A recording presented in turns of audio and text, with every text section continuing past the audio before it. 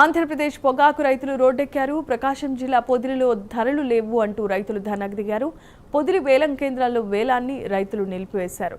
పొగాకు బోర్డు అనుమతించిన పంటను కూడా వ్యాపారులు పూర్తిగా కొనటం లేదని ఆరోపిస్తున్నారు. నష్టం కలిగిస్తున్నా వేలం అవసరం లేదు అంటూ వేలాన్ని రైతులు అడ్డుకున్నారు. కేజీకి 150 నుంచి 200 రూపాయలు మాత్రమే ధర పలుకుతోందని, ఇది గిట్టుబాటు ధర కాదని స్పష్టం చేశారు. మార్కెట్ను రంగంలోనికి దించి వ్యాపారుల మధ్య పోటీ పెంచారని రైతులు గుర్తు చేసుకున్నారు.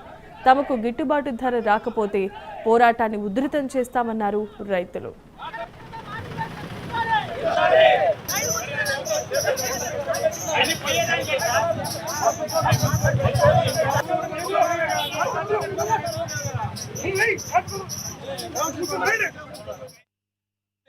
ఈ సంవత్సరం 16,000 నుంచి 25 లోపే, అది ఎక్కడ కూడా ఆ రేట్లకు కూడా పొగాకునే పరిస్థితి లేదు.